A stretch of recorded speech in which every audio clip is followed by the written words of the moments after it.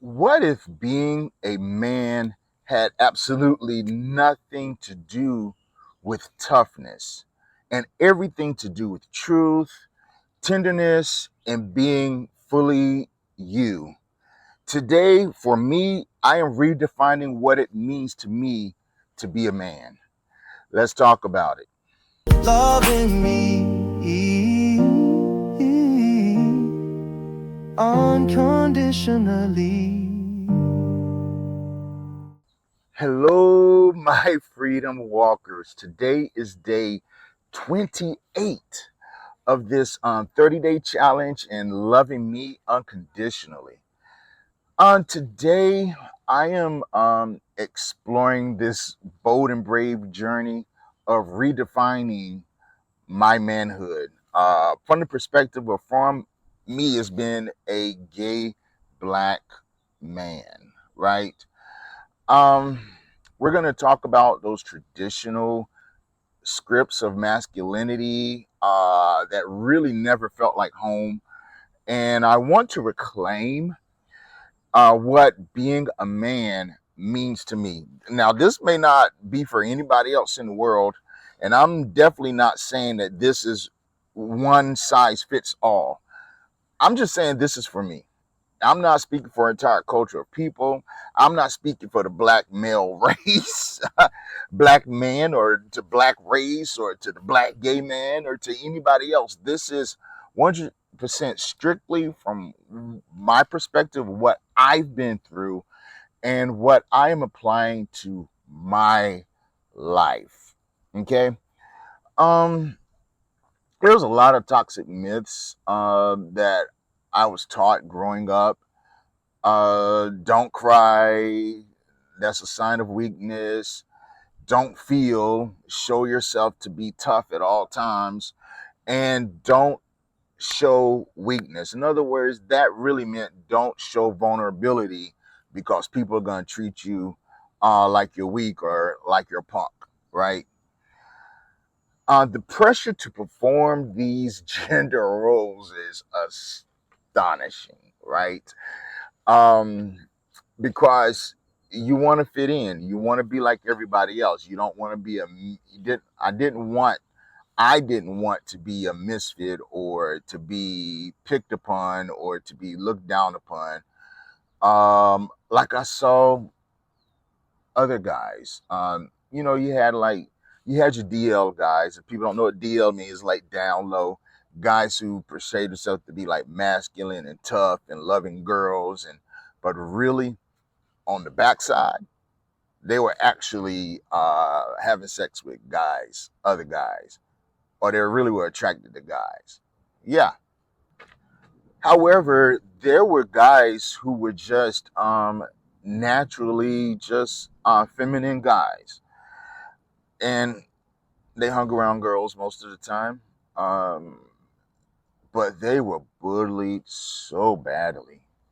Oh my gosh, man! You talking about called faggots, tripped in the hallway, thrown in the trash can, just treated poorly, and just talked about. Or even if you hung around them, people will look at you like you're funny, or like something like is wrong with you, like you don't fit in. And you know the pressure of school, you know the pressure of finding your identity and wanting to fit in and wanting to be a part.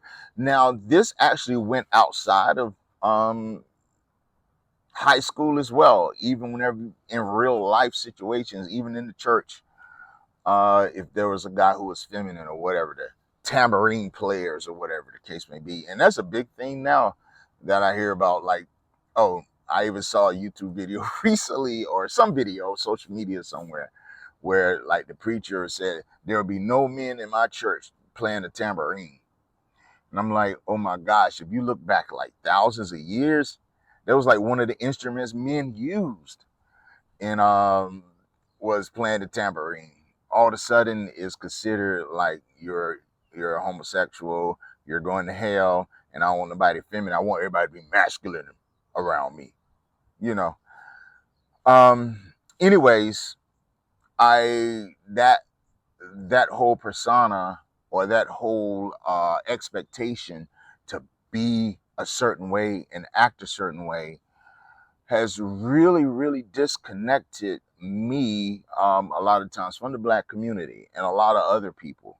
Even I heard some Hispanic friends or Latino friends who would say the same thing of how their parents or their families disown them whenever they're 14-year-olds that I have met that ended up being homeless because they told their parents, they came out to their parents to a safe space, and their dad or whoever else the case may be, or totally embarrassed, beat them to a pulp and kicked them out and say, you are no longer part of our family. And I'm like, oh my gosh, man. Now you're telling me all these years your love for me was actually fake. It was conditional. You had to be a certain way, act a certain way, talk a certain way in order for me to love you.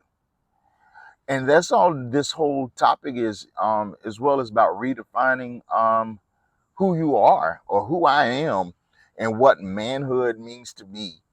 And first of all, um, I remember the stories like in the fifth grade, um, back in the country in the South. We're talking about like the 80s, late 80s. I kind of remember eras to songs that were out. I remember around this time, um, Will Smith. Back then, he was like the Fresh Prince, DJ Jazzy Jeff and the Fresh Prince. I remember the song. Listen, homeboys, don't mean to bust your bubbles. The girls of the world ain't nothing but trouble. And I remember, what's his name? Uh, LL Cool J. Man, that dude was fine. Anyway, um, boom, boom, boom. I need love. That song, right? So I remember things a lot of times in my life by the songs that were in my life. But I remember in the fifth grade, already having about a lot of the boys already having sex in the fifth grade. I know it's like today, like whoa. But I'm talking about in the dirty South in the country, right? It was already happening. I remember about boys talking about they popped that cherry, or or there was a lot of dry humping going on in the classroom. The teacher walk out the room, a guy go up to a girl and start humping them, right? And everybody's like, "Oh, get it," or whatever the case may be. Um, being exposed to porn at an early age, and I want you to know this the that we were already like hypersexualized. It meant being a man to treat females like sexual objects, like already fifth grade. How old are you in the fifth grade? 11, somewhere around there, 11, 12 ish. And I remember being exposed to porn early. I remember like my cousins and them watching. I'm talking about older grown men, right? Watching it, and we've been in the room watching porn, straight up porn. It was straight porn, but watching porn, having like dirty magazines and just all of these things already. I'm talking about 11, 12, 11 years old, dude. And it wasn't really during that time any talk about like it is now in the schools because I'm a teacher. I taught for years, and there was really no major talk about um, sexual harassment. It was really almost non-existent, unless there was a major case of like rape or something like that. I was told like you better get it, like who you having sex with, and all this type of stuff. I'm talking about in middle school, man. Um, and like, and I've been around guys, talking, grabbing your crotch or whatever the case may be, and all of the scenarios that makes you a real black man. But it all started with um, the size of your man parts and how many girls you're having sex with, right? I even see it now on social media. about how to be a real man, especially in the black community, like on black forums or whatever the case may be. You hear men talking about, you hear women talking about, oh, you got to be like this. That ain't no real black man. A real black man does this. And they'll find scriptures, or they'll like, a real black man says this. A real man does that. A real man does this. And a real man, oh, he's not a real man. Like, what the fuck is a real man? It's all about personal opinions of what people have gone through, and everyone has this like opinion. And my thing is, we definitely haven't learned enough in school, because opinions are not facts. They're opinions based upon your personal experiences in life. Even the black church, women looking for a man, for men, or were hurt, and these men had like a lot of toxic masculinity. I remember like, just, the women do this, the women do that, the women do all these things, and I sit back as a man, and I'm just the breadwinner, and that's it. No real personal interaction with the kids, and just a bunch of stuff, right? So everybody has their version of what a real man is supposed to be or should be, and no one ever discusses the contents of a human's or a person's heart, their authenticity, and who they really, really are. I look at that in different ways here, like what manhood means to me now. Um, to me, it's about compassion. It's about courage. It's about emotional honesty. It's about authenticity. It's also, to me, not these strict gender roles or ideologies. It's, if you can't be your true authentic self, my question is, does anything really matters? Does anything really matter? If you cannot be your true authentic self, then to me personally, absolutely nothing really matters. It just doesn't, because you're not even walking in truth. You're just walking in the expectations of other people. And if you have to be someone else because society says you should be them, then what's the point? Who are you really pleasing, and who are you really? Right? I am learning now that the person that I am at home is the person that I always want to be. I don't want to be somebody else. Don't want to be this shallow man out in public, so people can look and say, "Oh, that's how you're supposed to be." I don't want to be that. I just want to authentically be me. And it's a journey, because I have 4 decades of deprogramming, that still a lot of things still need to be done, but I am becoming. I am loving myself enough to look at the innermost beauty of me, and allowing that to shine, and no longer dimming my light because people around me feel uncomfortable in who I really am. So I want to talk about how I'm allowing myself to expand into the fullness of being a man, um, on my own terms. One of my favorite songs, and here's another thing about being like a black person or whatever, is Frank Sinatra. I told somebody that, they were like, "Oh, you trying to be white?" It's like, what the fuck are you talking about? Like, I like all genres of music, all different types of genres of music. And it ain't me trying to be black, trying to be white, trying to be whatever, trying to be masculine, trying to be feminine, and none of that stuff.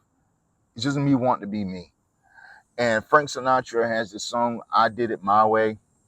And I sing different ways. Sometimes I'll sing like this opera type style. Sometimes I'll sing like this gospel style or this rhythm and blues style, whatever I feel like, right? So at the end of his song, I always get choked up and emotional when I do karaoke. Um, I did it my way. And here are the words to the end of this song that just hits me deep. And I'm going to just read it. I'm not going to sing it. I don't think I am. I might start feeling a little bit of it. I don't know yet. But it's like, for what is a man? What has he got? If not himself, he has not. Which means he has nothing. If you cannot be your authentic self, then what else are you? Who else are you? You're just trying to live and be somebody else. To say the things, whew, I'm feeling it already. He truly feels. And not the words of one who kneels. And this is talking about authenticity right here, is kneeling to the beliefs, kneeling to the expectations, kneeling to the customs and the traditions of other people. The record shows I took the blows and did it my way. Mm, mm, mm, mm, mm, mm, mm. I'm going to sing that karaoke one day. Letting go of shame, fear, and those inherited expectations is so big. Baby, let me tell you something right here. The day I let go of shame and started giving two fucks about what other people thought, my life began to become light as a feather. The day I stopped being afraid of the outcome of the decisions that I make and to be my authentic, pure, natural born self and began to live in this moment, woo-wee, let me tell you something. My life began to blossom and open up. The day I decided, yeah, this is the old preacher man coming out of me now. The day I decided to chart my own course and not follow the inherited expectations of those who tried to keep me in a box.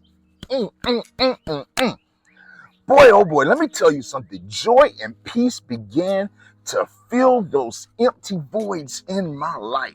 Healing began to take place in my life. The day I realized that being a man is more than gender roles and how the Black community thinks I should be, but the very essence of my soul, I learned that being my authentic self is absolute beautiful and is the absolute gateway to stepping into my purpose in this life. I got all and I go all in and dismiss all the things that never, ever, ever, ever served me. I am loving myself unconditionally. And today I am affirming. And you can affirm this with me. You can say man, woman, or whatever the case may be. Whatever fits your role. For me, it's going to be man. It could be woman. It could be whatever your gender identity is. Just replace the word. But for me, I say I am a man who chooses love over fear. I am a man who chooses truth over performance. I am a man who chooses healing over hiding. I redefine masculinity with every breath I take. I am strong because I am soft. I am whole because I am real. The closing affirmations. Let's do this together. You ready? Repeat after me. It is okay to be my true, authentic self. Yeah. I have absolutely nothing to prove to anyone else.